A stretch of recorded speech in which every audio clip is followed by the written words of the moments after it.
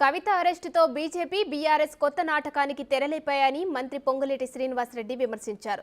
మెహబూబాబాద్లో పర్యటించిన మంత్రి BJP BRS పై ఆగ్రహం వ్యక్తం చేశారు. కాంగ్రెస్ను ఎదుర్కోలేక ఎన్నికల్లో మైలేజ్ కోసం అరెస్టు అంశాన్ని తెరపైకి తెచ్చారని అన్నారు. కేంద్రానికి చిత్తశుద్ధి ఉంటే ఏడాది క్రితమే కవిత అరెస్టు కావాల్సి ఉందని విమర్శించారు. కానీ పార్లమెంట్ ఎన్నికల్లో లబ్ధి పొందడానికి ఎలక్షన్ కోడ్కు ఒక్కరోజు ముందు కవితను అరెస్టు చేశారని పొంగులేటి ఆగ్రహం వ్యక్తం చేశారు. నిన్న మధ్యాహ్నం నుంచి డ్రామా చూసాం.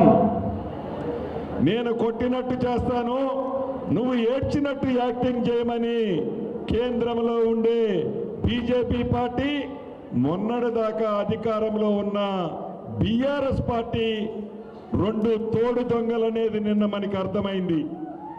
నిజంగా మీకు చిత్తశుద్ధి ఉంటే ఎన్నికల షెడ్యూల్ ఈ రోజు వస్తుందని తెలిసి కవిత గారిని నిన్నెందుకు అరెస్ట్ చేసినట్టు సంవత్సరం క్రితం మీ చిత్తశుద్ధి ఉంటే సంవత్సరం క్రితమే మీరు అరెస్ట్ చేసి ఉండేవారు.